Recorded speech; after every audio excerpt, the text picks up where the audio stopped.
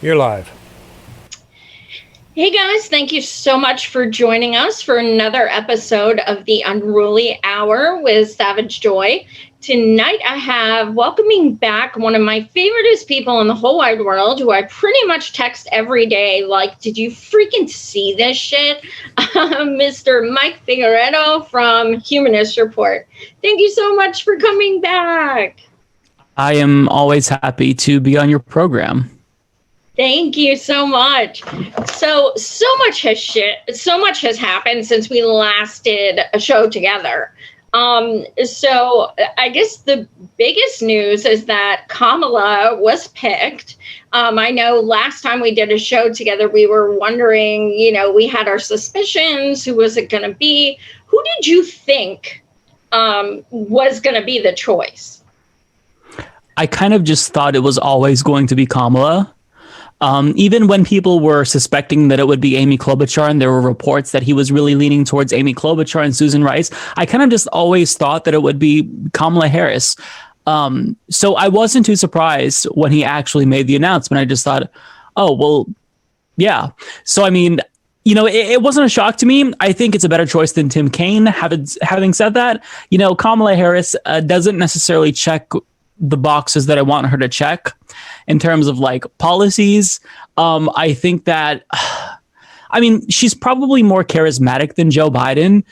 But I don't know, like, strategically, if this is going to help or hurt him at this point. It's too early to tell, I think. But in terms of whether or not I was surprised, not at all. Yeah, I'm with you on that. I am kind of shocked that Hillary didn't somehow weasel her way in there, because, I think it's more out of paranoia that I've thought that for over a year. Like, that bitch is not going to let anyone else be the first one, and she's getting in there for something. I don't know how she's going to do it.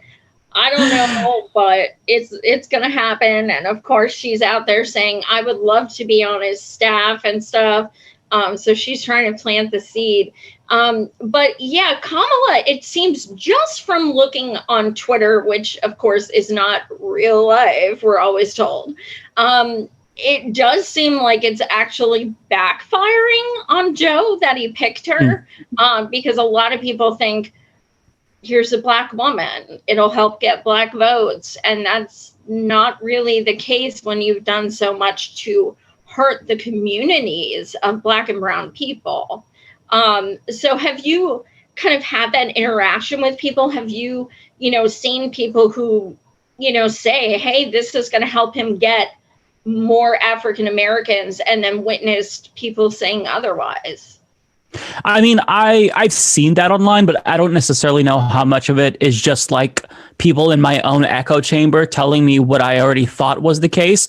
But I think that it makes sense. Like, at this time when we see, an unprecedented amount of protests for Black Lives Matter, to have the guy who wrote the crime bill choose a cop as his VP, like, it almost feels like a slap in the face. So to me, I can see how this backfires, but at the same time, like, liberals, they really love the fact that she's a younger woman, and they're excited over, her identity, and they don't necessarily care about the substance as much, in my opinion. So I wasn't sure how this would play. The media loves her. We already know that. So I wasn't sure this would actually hurt Joe Biden. I know that to an extent, there are communities of color that are outraged at her being the VP because of the way that she governed as Attorney General of California. So I get that. But at the same time, I don't necessarily know if that would be enough to hurt their chances, because where she was known for doing that damage was in California, which Joe Biden and Kamala Harris will win. So, at the end of the day, I don't know how much this is going to hurt them. It's tough. Like, I think that when we look back after this election is over, we'll kind of be able to assess it. But right now, when we're kind of in the mud of it, it's really hard to say. Although I will tell you that if it were the case that Hillary Clinton became the VP, at that point, I just have to stan her.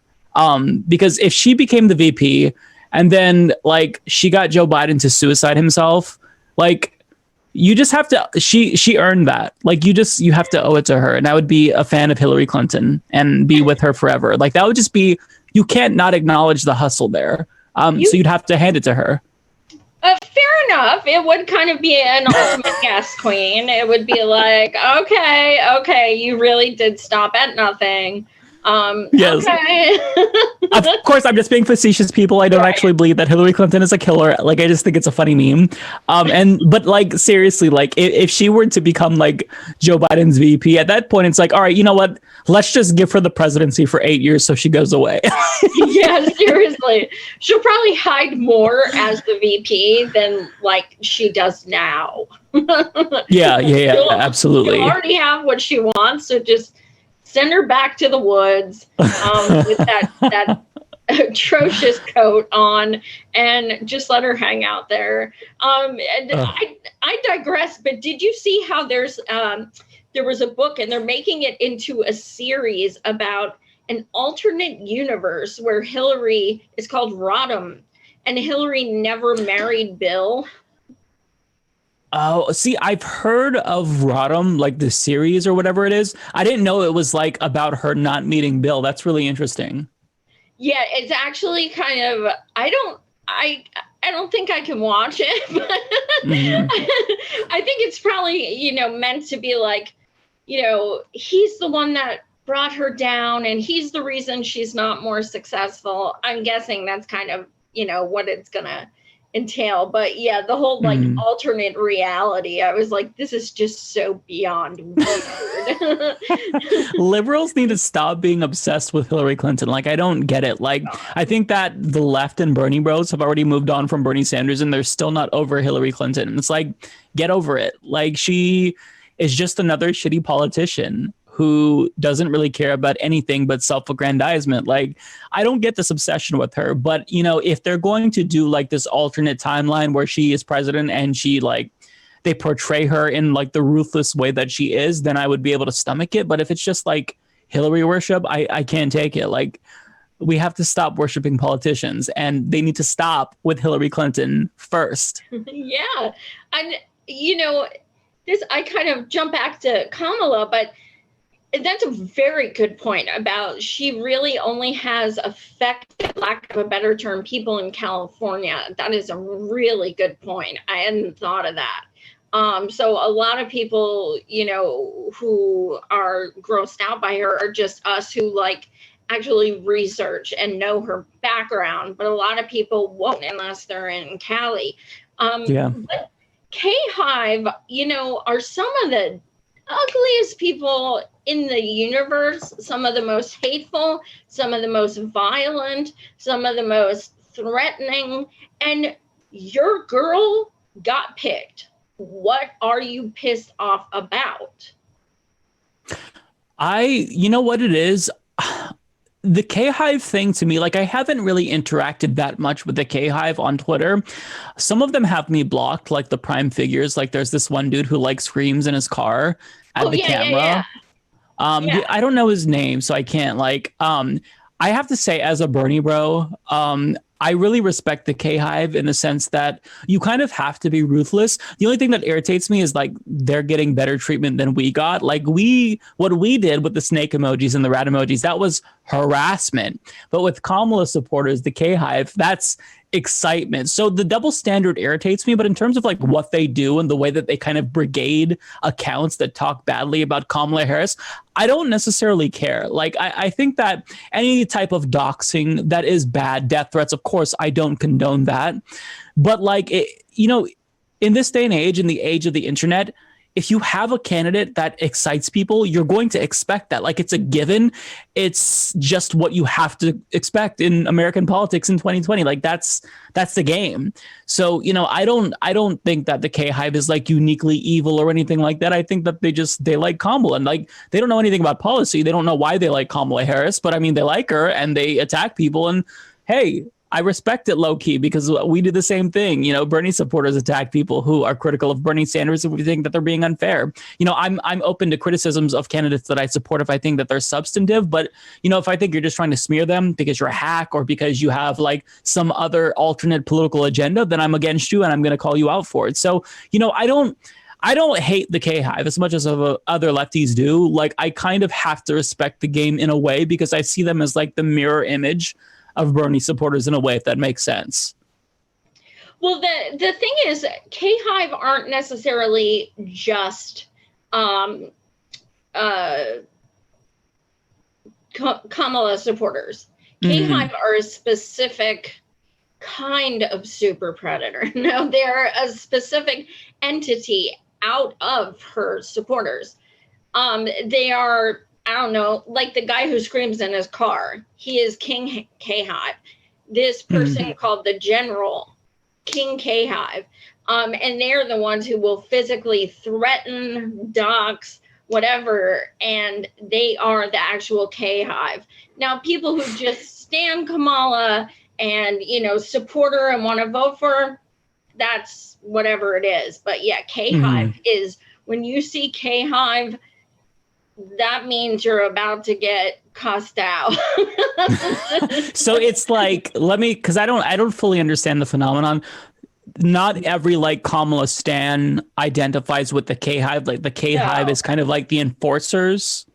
The K-Hive is like a certain sect of. Oh, okay. I didn't know that. We are going to attack every single Bernie person. We are going to attack anyone who, like, just post an article about Kamala. Just an article. That's it. Interesting. K-Hive, okay, see, I didn't know that.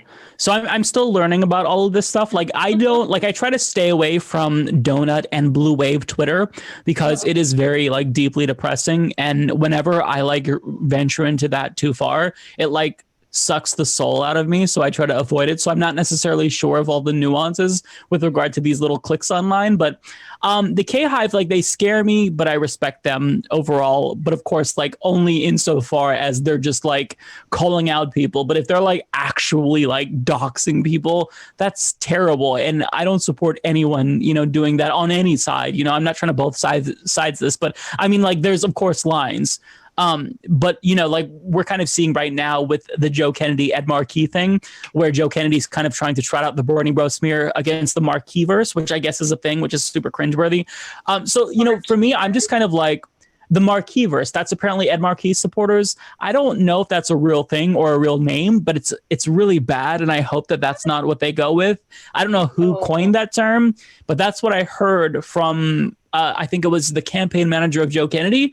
But either way, like, I don't like, it doesn't bother me if supporters are like sharing memes. Like, I don't care about any of that. And I think that the media tries to make a spectacle out of online political discourse because they don't necessarily understand it because they're trying to pretend to be neutral. So, you know, it doesn't bug me. And oftentimes I think that the reaction to the quote unquote harassment, which is usually just snake emojis or something to that effect, is way overblown. It's very like, whenever I see a Democrat like freaking out over the supporters of another candidate, it reminds me of what was the analogy I was going to use? Like a caricature of Republicans, like we're snowflakes, you know what I mean, or something like that. So, you know, it's just funny to me. That's why I can't hate on K-Hive too much because like I'm kind of guilty of the same thing, so I'd be hypocritical in a way. But I do think it's funny that, you know, as I alluded to earlier, the media just totally gives K-Hive a pass when if they were, you know, supporting Bernie Sanders, you know, it would be condemned as like evil Bernie bros or whatever. And I can't wait to see if Nina runs for president in 2024, what we're going to be called, you know, the Turner bros or whatever. They're going to come up with something stupid and cringeworthy, but either way, we know that we will be condemned as like evil, hateful, harassing people. Yeah, absolutely. Well, you know, you brought up Marquee and that letter that Joe Kennedy's staff put out. I call bullshit. I call absolute bullshit. They had no screenshots. They had no names, no nothing. And the fact that they're implying he got multiple death threats by multiple people, we've been through this before. And Marquee's dude came out, I'm guessing it was his campaign manager, and he wrote like a 10 tweet thing, and it was badass. It was so good. I was like, he's like, for someone I've known for X amount of years, and it was freaking savage. It was awesome. So good for him. I saw that. I will take this opportunity to promote my video. It drops at 9 a.m. tomorrow. It's of that very subject, the Marquee Verse. Yeah. Oh man, if only we had that dude working for our campaign. Like, I'm gonna say something that's gonna crush your spirits a little bit about him. If you look on his Twitter bio, he says that he's a fan of Ed Marquee and Deval Patrick. Yeah. So you'll have to watch that video because I think that I love the left. I love like left Twitter and whatnot, but I think that they're getting a little bit too carried away on their love and adoration for Ed Marquee. Listen, I'm supporting Ed Marquee over Joe Kennedy, and I think that the Marquee Verse stuff is so cringeworthy. But Ed Marquee isn't like, he's kind of guilty of what he accuses Joe Kennedy for, if I'm being 100% real here, because he says that, Joe Kennedy is kind of a Johnny-come-lately when it comes to Medicare for all.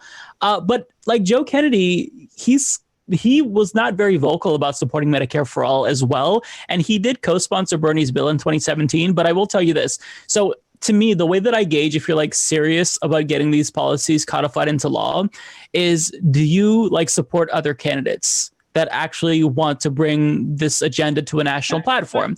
So I ask myself, who did Ed Marquee endorse in the 2020 Democratic Party primary? Nobody. He sat this out. Now, he endorsed Warren. Oh, see, I didn't even know that. So you can say, well, you can say this. Okay, I get it, because Warren is from Massachusetts and he's from Massachusetts. I didn't know that. So it's like, okay, I get that he's kind of like torn and he doesn't want to like piss off people in his home state. I understand that because they have the same constituents. But then ask yourself, well, who did he endorse in 2016? During the primary, he endorsed Hillary Rodham Clinton, and not like late on, right? Like when she was already the nominee. He endorsed Hillary in October of 2015 over Bernie Sanders. So then I ask myself, like, how progressive are you if you endorsed Hillary Clinton over the one candidate who believes in all of this? So like Ed Marquee, he has some good ideas. Like he just proposed guaranteed internet for everyone, but the left has to cool it on the worship and standing of Ed Marquee. He's not that great. He's like, at best, a Warren Democrat. That's just my 2 cents. I agree. It's like, I mean, he's become a sex symbol to people. That's like, not okay. He is not a sex symbol. And if I see anyone doing that, I will block them on Twitter. And I don't usually block people. Yeah, like this one girl was sharing posts, like he had like his socks pulled up real high and high water pants and some New Balance, like real old school Velcro New shoes. Balance. Yeah, and real old school Velcro that ones. Is old school. And she was like, oh man, I stan him. And I was like, whoa. They have to stop standing Ed Marquee. Okay, look, we all agree that we don't want Joe Kennedy to win, but stop standing Ed Marquee, goddammit. This is why the left has to be scolded every once in a while, and I have to act as gatekeeper because he's not that great, okay? Sure, we want him to win over Joe Kennedy. Duh, that's like common sense, right?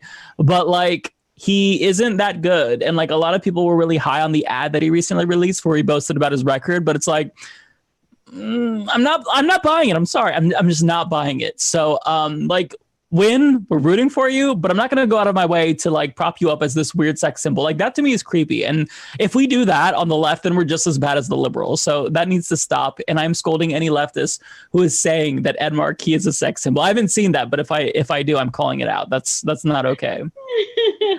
I love how you say it like Bismarcky, Ed Marquee. I thought it was. Did I say Bismarcky? No, but that's what it sounds like. Like, I think it's Ed Marquee, but you're like Ed Marquee. Oh, that's true. I didn't even realize that. Yeah. So now when you watch the video tomorrow that I put up, you'll have to look for that because I genuinely don't know. I might be saying it like Marquee, like Bismarcky. That's interesting. Okay. You know how I am about like sounds and words, and I love your pronunciations. That's interesting. No, I'm glad you pointed that out because I could have just been saying Marquee like the whole time. I don't know. Now I'm thinking. See, now I'm like really questioning that. Interesting. The video over. don't like don't. It's a long ass video. It's like 18 minutes. It's so long. It doesn't need to be that long, but it is. I just like to talk shit. So like I start off the video by kind of shitting on Ed Marquee because I mean, I'm just that type of dude. But it's I go through the entire letter that Joe Kennedy's team sent out, and I think like it's long and redundant, but I kind of feel like we have to go over this stuff. Like, I'm so sick of Democrats doing this. Like, this is going to be the tactic going forward. Like, whenever there's another lefty candidate, there's going to be, oh, they're harassing these other people. I'm so sick of it. So I'm going to call it out when I see it. And that's kind of like my reaction in the video, not to spoil too much. Not that there's spoilers, but you know what I mean. You can't read the entire response without reading the entire, the entire initial message. So that makes total sense. But yeah, that, oh my God, it's not working. And I'm so glad that Ed Marquee, his guy, came out and was like, nope. Yeah, that's what you have to do. Yeah, because like if you accept that narrative and you don't reject it unequivocally, then you're buying into their game when it's just a game. Like, they didn't provide any evidence. Like, I'm with you when you say you don't buy it. I totally don't buy it, because like what they provide is evidence of death threats. They're like memes of, JFK getting shot. And people joking like, hey, let's page Lee Harvey Oswald. Like, I don't think that type of like edgy shit posting, edgelord humor, that's not tantamount to getting death threats. Like, you and I get those same types of comments on our videos. Like, that's not the same thing. So you're like trying to conflate it. Like, we can still say that, sure, that's inappropriate. You shouldn't joke about him getting killed, obviously, but that's not the same thing. And like, to say that Ed Marquee has to condemn this one tweet with 4 likes on it, like, that's a little bit ridiculous. So it's insufferable, it's smug, and like the entire letter, like, you can tell that the person, like the campaign manager of Joe Kennedy, who was writing it, had like a wine glass and he was like listening to the fight song the entire time as he types it out. He's like, I'm just gonna own this motherfucker. Like, he was so proud of it. Like, he loves the smell of his own farts. I hate these people. He has a monocle and an ascot, and he's like, oh my God, wait till I go here. All right. Yeah. If he had a beard, he was like twirling it like, yes, this is absolutely indubitably so. Like, it's just insufferable. I can't with these people. I'm over it. So one thing last week was the DNC convention. Woo! Now, as a lot of you guys know, I protested Occupy DNC in 2016. And that's the only shit that got me through that week, was being with my brothers and sisters in Bernie and being able to chant and protest. And this time it was hell, just having to sit home and not go out there and tell them all to fuck off. This I shared earlier today. Some shit lib, I don't know who this guy is, Noah Shatman, which is humorous. He posted the DNC at times was like a funeral for the 170,000 plus coronavirus victims. The RNC barely seemed to have acknowledged that anyone has died at all. And I responded, the DNC was like a funeral for all the people who will continue to die because of lack of, inadequate, or unaffordable health care. This constant battle for, they're better because, they're Dems. You know what I mean? Like, people shouldn't get credit for what they should do anyway, and the comments just going down the comment thread where it's just, the DNC was all about empathy, and there was so much love in that stadium and stuff. And doesn't that just kind of make you want to punch a wall? I can tell you that, like, I am still getting over the lingering depression that I got from watching the DNC convention, and I wasn't like going to watch it, but I'm like, okay, I'm too curious. I have to check it out, and then I should have avoided it. Like, these people are so like up their own asses that they don't realize how it comes off to other people. Like both of these conventions are garbage. It's just well, my team's convention is better than your team's convention. No, they're stupid. Like these conventions, like who does it actually win over? Like I don't know who these are supposed to appeal to, because like it's just the spectacle. It's disingenuous. It's celebrities. You can tell that they're obviously trying to appeal to Republicans. It's so annoying. Like I don't know who they think this is reaching to. Like ask yourself, if you're just like a random person, like you're not following politics every single day like us, is that going to convince them to vote for Joe Biden? Because I don't think so. I don't think that the weird like musical performances, like that dude with the cape on, like what was that? Like it was bad. It was really bad. It was cringeworthy. So I don't know who they think that's going to convince, but it just goes to show you that they are really out of touch and they have no idea what to do to win. They think they've got this in the bag, so they're doing the Hillary Clinton strategy where they're just trying to win over like moderate Republicans. Maybe this will work for them because, the pandemic. But I do know that, at this point in time, in 2016, Hillary Clinton was polling better than Joe Biden in swing states. So I just see that. And I think that, liberal hubris is what got us in this situation. And it's going to get us back in the same, get us to the same result again. That's what it seems like. And it's insufferable. Like, sure, I'm going to make fun of the RNC convention, but I also made fun of the Democratic convention because it was bad. Like, there was not very much substance. The only portions of it that were actually good were the ones where they like interviewed real people. Like the girl who said her dad was a Trump voter and he died because of coronavirus. Like that to me makes more sense. But like bringing out these boring politicians, it does nothing for me because it's all fake. They're thumb pointing. Like I hate it. Like this doesn't win over normal people. Absolutely. And they had so many Republicans speak anyway. So it was just absolutely absurd. Oz, can you show the comments while we're running here?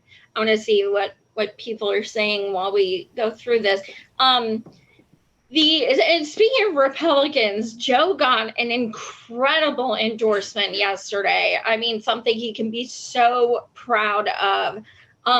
Nazi Richard Spencer endorsed him and said, I will be voting for him. He made a meme that said, Richard Spencer riding with Biden. I thought it was a parody account at first. It is not. So let's just take a step back to when Joe Rogan said he would vote for Bernie. Yeah. That was a hellstorm. So, and yet we're supposed to be like, oh, but a vote's a vote now, with a literal Nazi saying he will vote for Joe Biden. What's your take on that? I mean, Joe Biden should definitely disavow. I don't know much about Richard Spencer, so I'm not sure if he's trolling.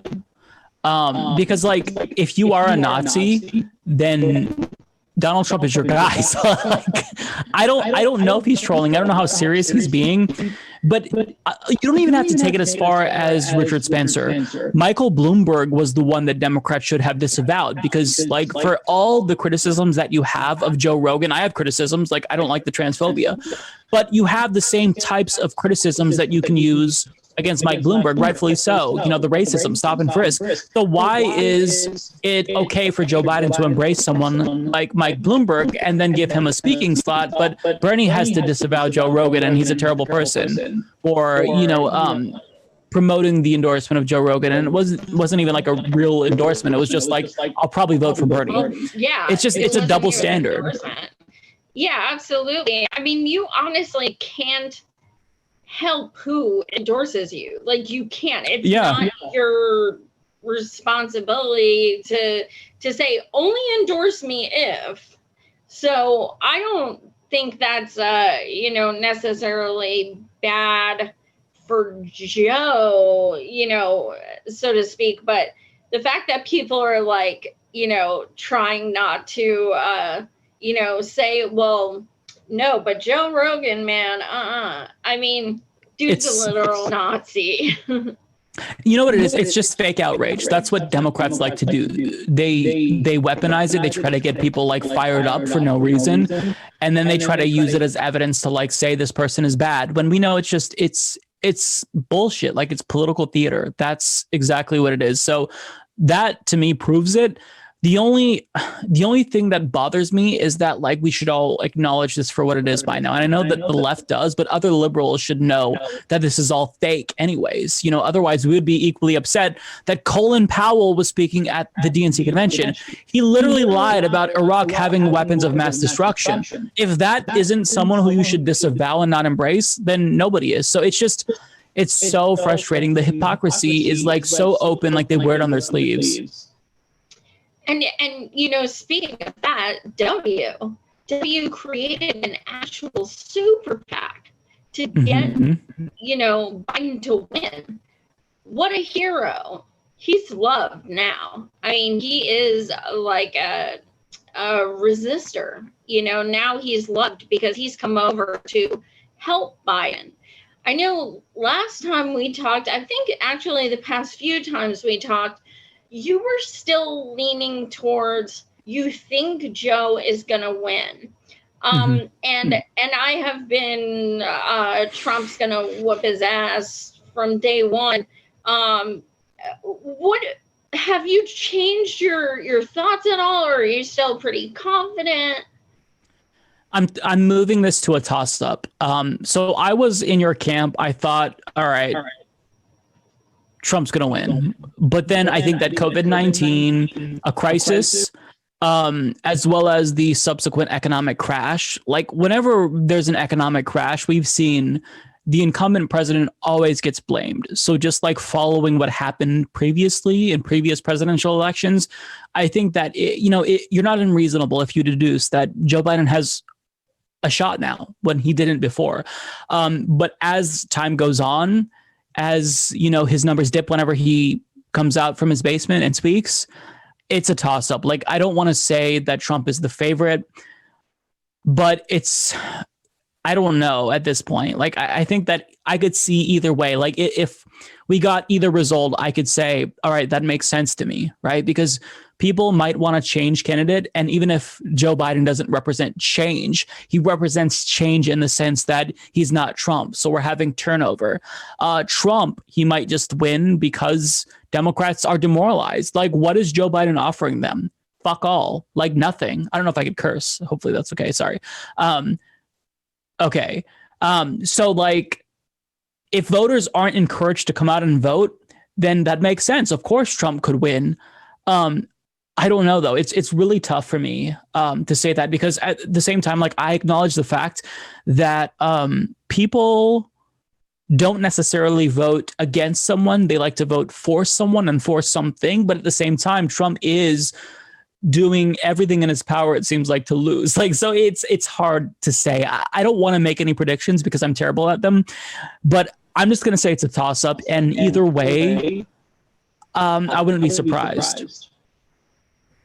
Yeah, I totally agree. I think that also, you know, with all of these mailboxes being taken, things like that, who the hell even knows what's going on? But, you know, the one thing that I fear personally is that if Biden does get elected, that so many people in the street are going to not be in the street anymore. They're going to go home. That's one of my fears, because now we're so-called going back to normal. Do you have that concern?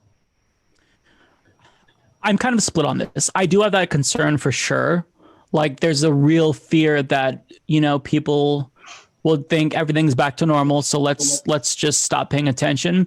But at the same time, I don't expect the left to do that, because, you know, we got Bernie Sanders after 8 years of Obama. So I think the left is going to stay motivated.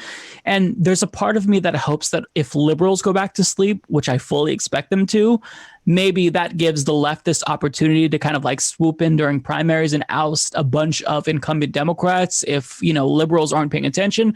But it's difficult to say because, you know, even if people feel comfortable if Trump is gone, those same underlying material conditions that led to Donald Trump are still going to exist, like the desperation, the you know, being susceptible to being radicalized.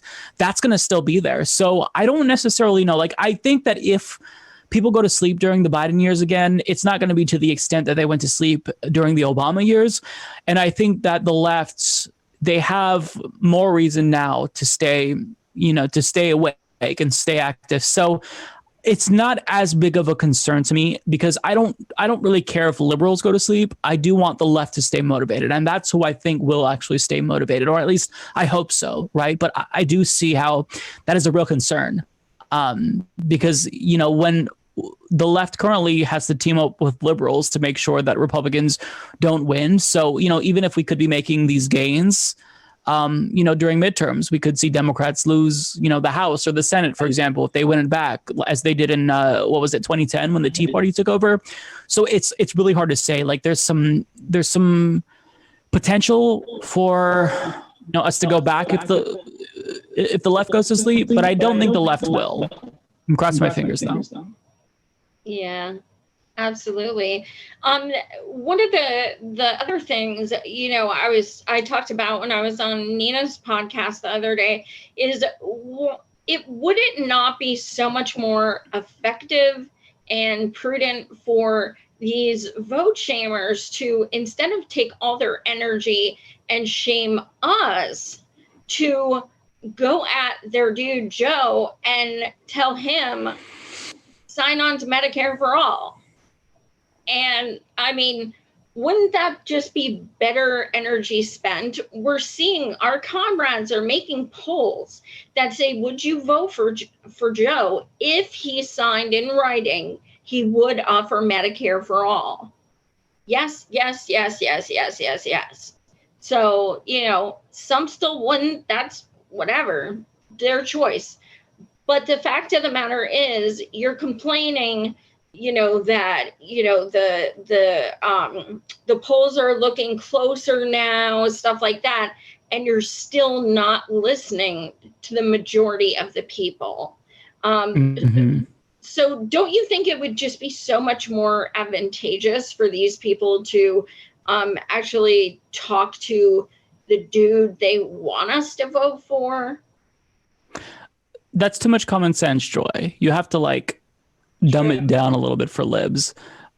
So here's what rubbed me the wrong way when I was watching the DNC convention. Like, I saw Obama's speech and Michelle Obama's speech, and like the things that they said, it cued me into the fact, or clued me in, I should say, to the fact that they still don't know what they need to do to win.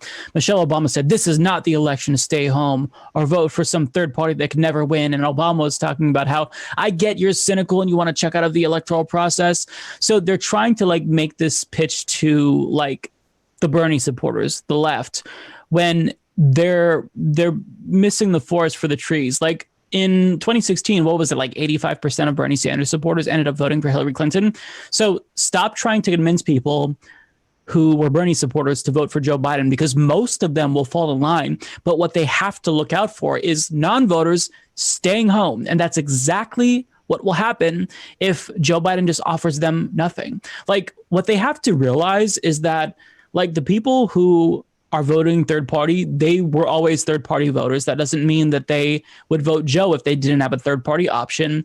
And, you know, rather than trying to shame people into voting for Joe Biden, that doesn't amount to anything. It might make you feel morally superior, but it's not going to make him win. You got to get the non-voters out. Nothing we say or do in our online echo chambers is going to lead to Donald Trump being defeated. And the way that Joe Biden does that is to bring out the Obama coalition with policies. Anything. I mean, take one thing, Medicare for all, and run on that. Pot legalization. It just has to be one bold policy. And if he were to say, you know what, we're going to legalize marijuana in the first 100 days, but no Medicare for all, I'd say, you know what, that's sure, you have my vote, then it's something. I have to say that that's phenomenal. And even if like he didn't go that far, let's say that he just said, listen, I adopted some of Bernie's environmental plan. I think he might even have in the platform a $15 minimum wage. Like, how are you not talking about this every 5 minutes? Like, there's no substance. And that's what they don't understand. You have to give voters at least like one fucking thing, one policy, anything, just pick something. Just saying we're going to get back to normal, that's not enough for people, because to them, normal wasn't good enough. That's why we have Donald Trump. So the key is they have to get people off of their asses to vote, and they don't know how to do that. Like Michelle Obama saying, you have to vote. That's not going to convince them to vote, especially during a pandemic. You know, mail-in voting might increase turnout, but you have to give them something. And the fact that they're still focusing on like third-party voters and like Bernie Sanders supporters, it tells me that they haven't learned anything from 2016. Like, okay, if you're that concerned, then for all of the Bernie bros who won't be voting for Joe Biden, you have to call phone bank for him and convince them to like vote, make up those lost votes. I mean, there was an article that came out a month ago in Politico where Trump's team knocked on $1 million in a week when Joe Biden's team knocked on zero. Zero. Now I get it. It's a pandemic, right? So social distancing is a little bit complicated. If you knock on a door and step back, like, I don't know what you can do, but they're not trying. They're not doing what they need to do. They think that there's this fixed amount of people that vote every election, and it's just a matter of persuading enough people. No, it's the non-voters, stupid. That was the Obama coalition. First-time voters, non-voters.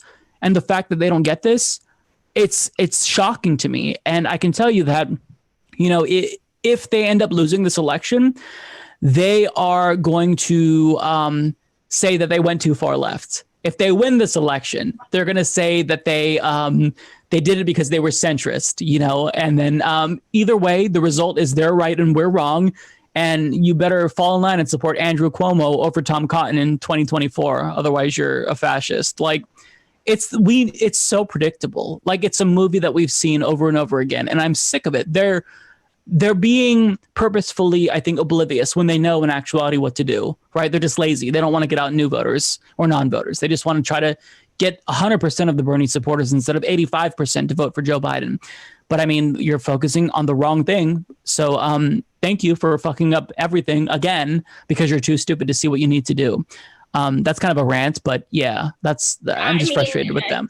Me and Oz are both like, yup, because you're speaking the damn truth. And I was going to bring up that, that the Trump people knocked on over 1 million doors. Yes, it is a pandemic, as you said, but also a Trump article I read said that the Trump campaign volunteers have also made millions of phone calls in 13 different states.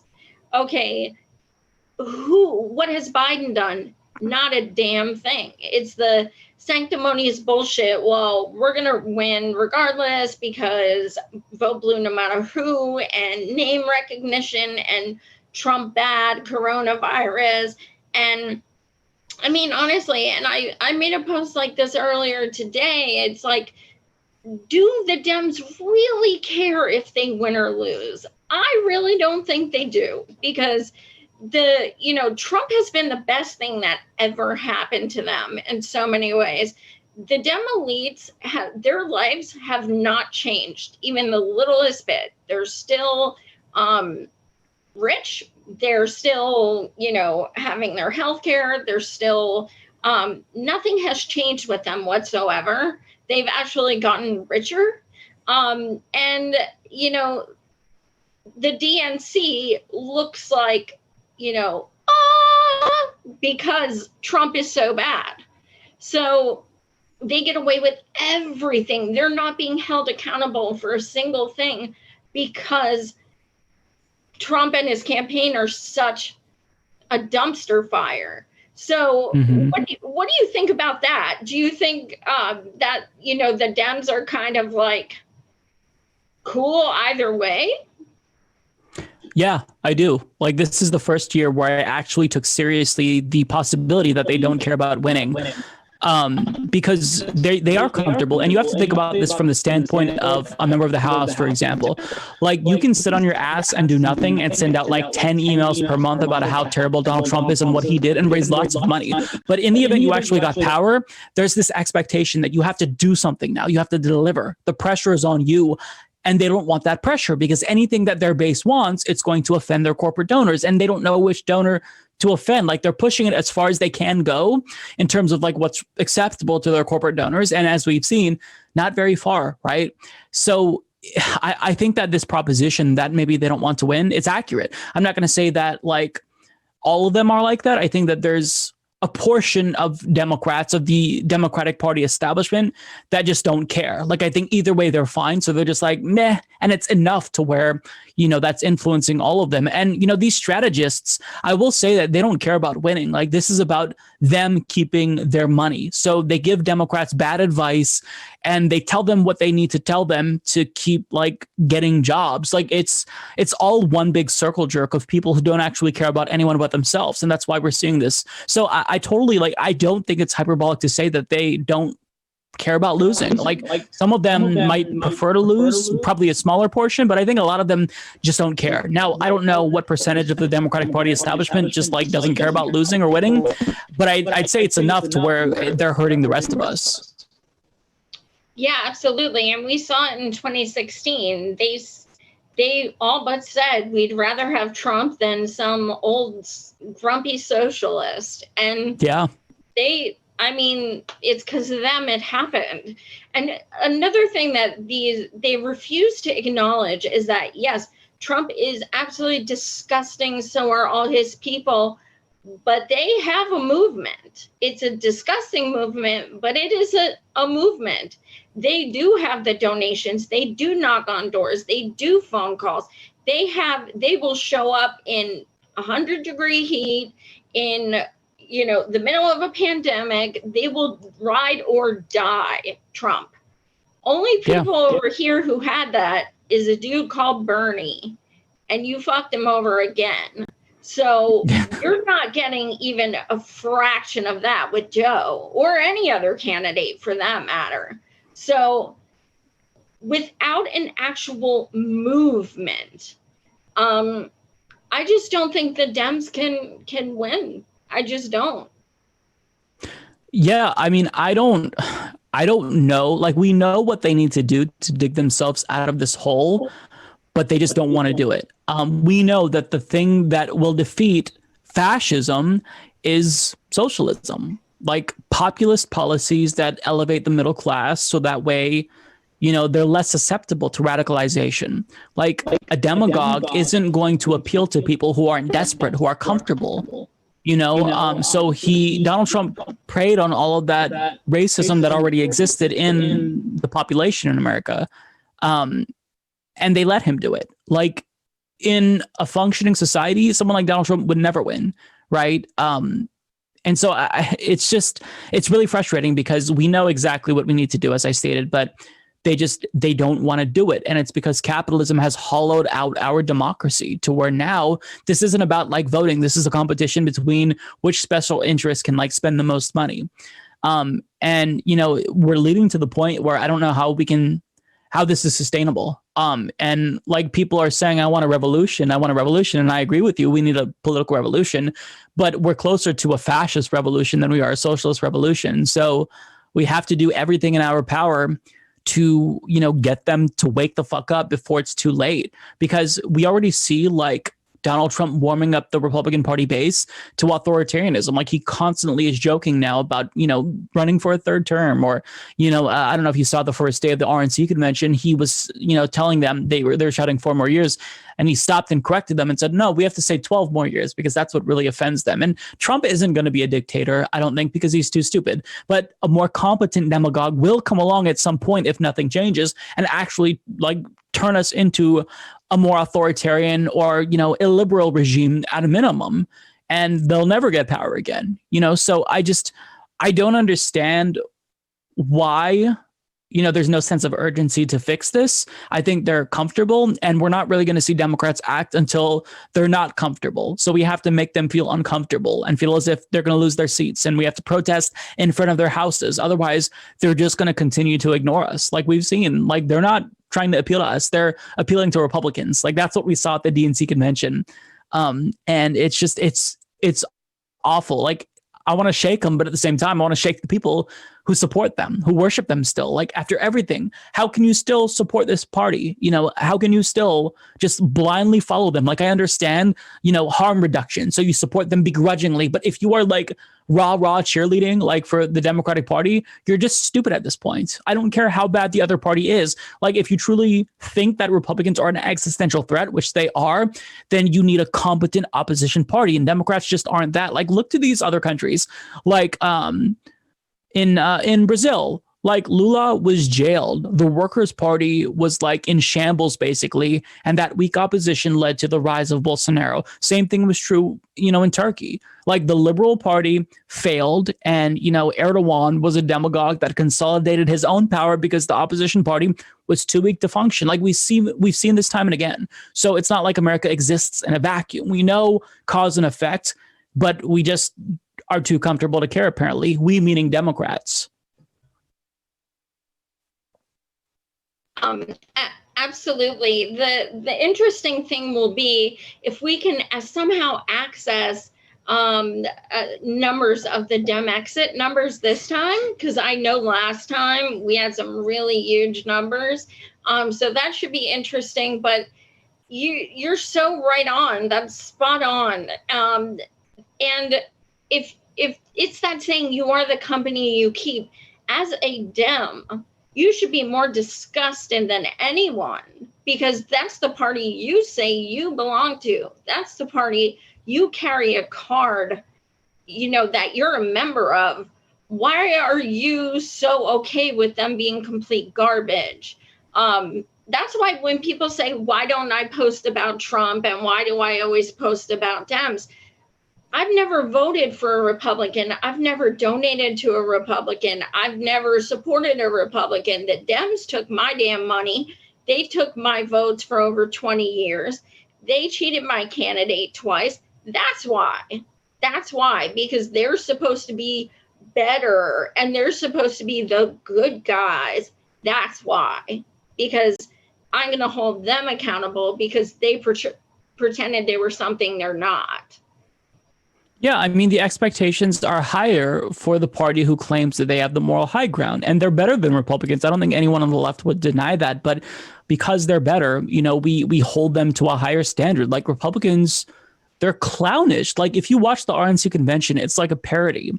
Like it's like the movie Idiocracy, except the only difference is the people in Idiocracy are actually more intelligent than Republicans. Like they're clowns. Like this party should never be able to get power. But the fact that this minority party is now in control of most of government, that is an indictment on the system and the opposition party. Like they should never, ever win if Democrats were competent. But the fact that they are winning shows you that Democrats have some work to do. And even if you are like the biggest like Democratic Party sycophant, still like you have to at least acknowledge that something is wrong, that someone as qualified as Hillary Clinton, even if she was dislikable, lost to a reality show star, like a clown, Donald Trump. So you have to acknowledge that something is wrong. Like for us, like the left, we did something wrong. We lost twice. Sure, the DNC cheated us, but we have to figure out what we can do to overcome media bias. Like we have to be introspective and figure out how to win going forward. Like I can acknowledge that there's something that we have to do to correct ourselves. But if you are a Democratic Party loyalist, then they can never do anything wrong, right? And if you point it out, then you love Donald Trump. And, you can't really worship the Democratic Party unless you're comfortable. Like I think normal people understand that there's something wrong there. It's why most people, or a plurality of people, they identify as independents. It's why you mostly just see like celebrities, fanning out and standing, Democratic Party politicians, because they're going to be fine whoever wins. They maybe just are socially liberal, so they want the Democrat to win and they feel more comfortable that way. But either way, they're fine. So, something is wrong. And for them to not acknowledge that, it's like criminal at this point, especially given how far to the right the Republican Party has shifted. Like the fact that the media is talking about the far left more than they are the far right, that shows you how horrible Democrats have failed at messaging. Like the far left, we're talking about the far left when we have a far left that just wants the healthcare system that Canada has, but we have Republicans who are literally going into fascistic territory, deploying secret police to my city. Like any opposition party that can't monopolize messaging there or hold that party accountable isn't worth a fucking shit. Like it's so frustrating to me. Speaking of being in Portland, how is your city right now? What's it like on the ground? Well, I can't say because I haven't been on the ground. But for the people who I know, like my proxies, if you will, the protests have been taking place. They've been going on basically since George Floyd was murdered. Protests in Portland, it's not like an uncommon thing, but really, if you look to where the protests are, it's not like all of Portland. Like it's not like you can't drive downtown in Portland. Like it's contained to like a block or two, like a couple of blocks or so, based on what I understand. And it's still going on. Sometimes it gets, a little bit more rowdy. You have people who are, shaking like the barriers that people put up. But like all of these instances of like people getting violent, that really is more sensational than anything.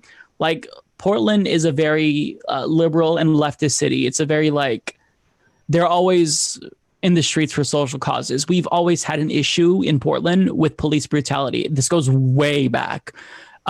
So this has always been an issue. Even in the early 2000s, when I was a teenager, I remember, unarmed Black Americans getting shot by Portland police. And my dad called the Portland police the Gestapo. Like everyone knows that this is an issue. So it's already been something that, needed to be addressed. But, the George Floyd thing in, I think a lot of cities, it ignited that spark. And in Portland, it was no different. So, I mean, the protests have been going on, but I haven't been to them in Portland. So based on the people who I've been, based on what the people who I've talked to who have been there tell me, it's not, it's mostly peaceful. It's just like whenever there is something that happens, then you hear about it, but nobody pays attention when people are just marching with signs. Absolutely. What would you like to leave our viewers with? What would you like them to take away from our discussion, even like a message of hope or, to keep fighting, something to inspire people, no pressure.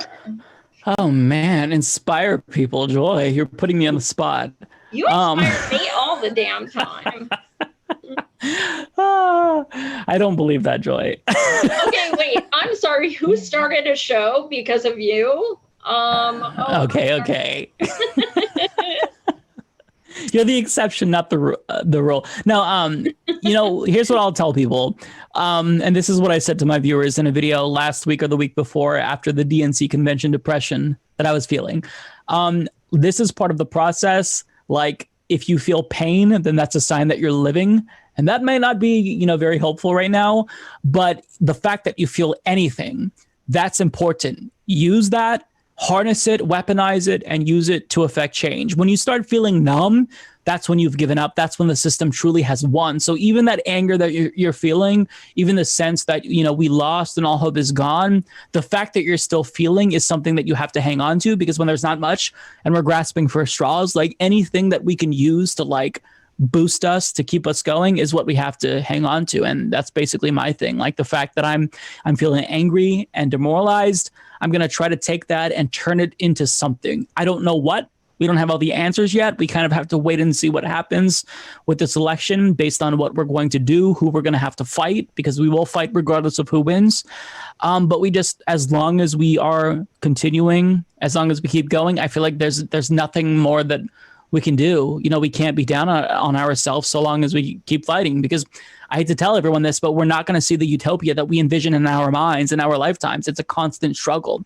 It's an ongoing battle. So you just keep fighting, and hopefully, in 100 years from now, we'll be that much closer to, what we want. But, it's just, you just keep going. That's what you have to do if you're a leftist. Defeat is baked into the process. So if you're not expecting a lot of defeats and a lot of setbacks, then you have to reassess your expectations in American politics, especially in this modern era of like late stage capitalism. So I don't know if that's helpful, but Absolutely.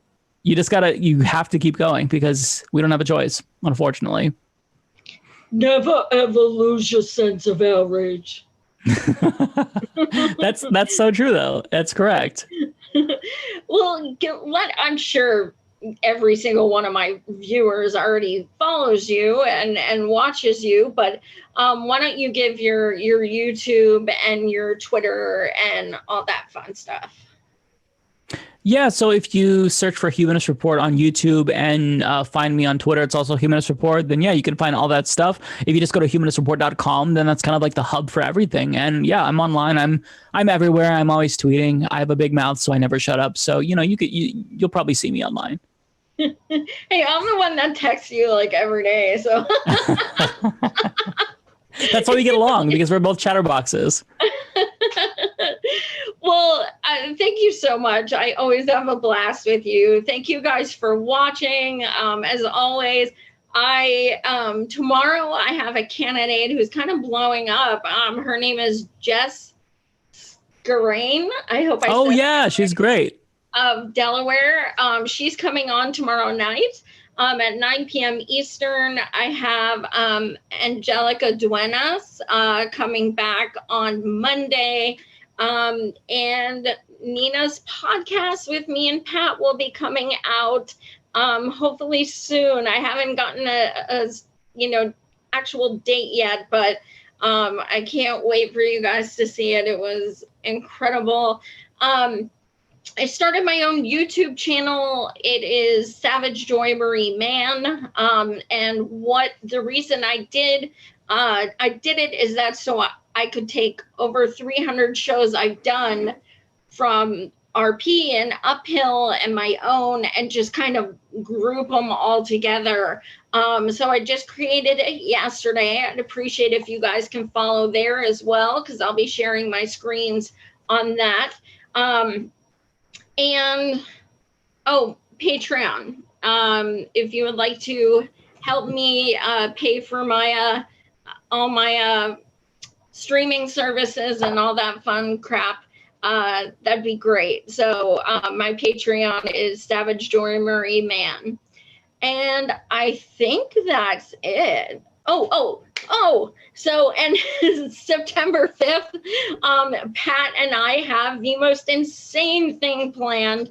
It will be streamed on my personal YouTube. I just created Savage Joy Marie Man.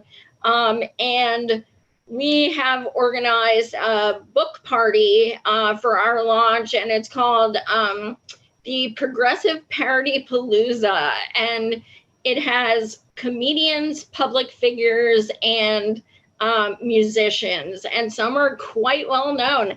And this fella, Mike, is going to be taking part as well. So you want to tune in. So thank you guys so much again for watching, and to the Patreons. And I will see you guys tomorrow night at 9 p.m. Eastern. Thanks again, Mike. Thank you. I will send you another link for our thingy in a moment. Okay.